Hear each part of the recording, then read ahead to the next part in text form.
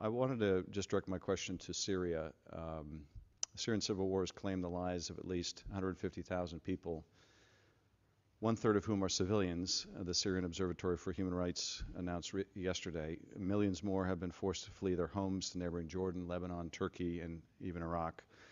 And millions more have become internally displaced, their fates hanging on the ebb and flow of battle.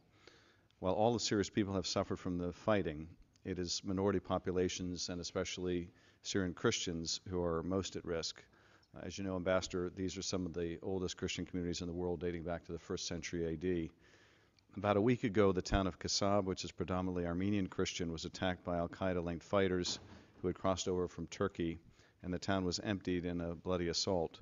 Many of the residents of Kessab are descendants of the victims of the Armenian genocide, and there's a particular poignancy to their being targeted in this manner.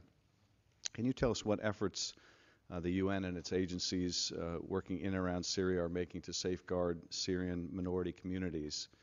My understanding is that many of them are resistant to seeking refuge in UNHCR and other NGO facilities out of fear for their safety, and are thus more likely to be internally displaced persons. Also, is the Kessab issue in particular, minority issues generally on the agenda in New York with reference to Syria? And finally, is there any diplomatic movement at all in resolving the Syrian conflict, or is Assad so confident of his military advantage now that any hope of a diplomatic resolution is essentially gone? On Kessab, it is an issue of huge concern, and the broader fate of minorities and all the Syrian people is of pressing concern. In terms of what the UN is doing about that particular, the takeover of that particular town, the Security Council has met recently. I believe it was just I've lost track of time with my preparation for this hearing, but I think it was late last week on Friday, where we discussed the humanitarian situation in Syria generally, and most of the council members raised the issue of Kessab, calling on the UN to do more to try to meet the needs of these people. This was in a closed consultation on the humanitarian situation in Syria in compliance with the humanitarian resolution. You know, I would note that unfortunately, the extremist group that has taken, appears to have taken hold of that town is not one that the United States or the United Nations has a huge amount of leverage over.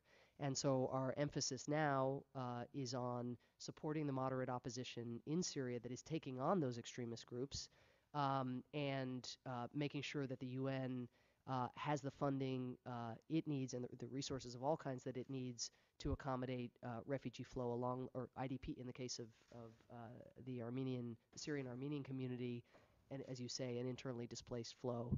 So it's resources, it's strengthening the moderate opposition, which is taking on ISIL, the very group that appears to have taken over that town, making sure that none of the neighbors are giving support to terrorist groups or extremist groups, which would aid their efforts in seizures like that, and going on a funding drive internationally, because only a very small percentage of the UN funding appeal for Syria generally has been filled at this point. Thank you. Mr. Davis. Thank you, Madam Chair. Good morning. And following up on Mr. Schiff's question with respect to Syria, the UN Security Council has demanded that the government of Syria and opposition groups allow humanitarian aid to be delivered.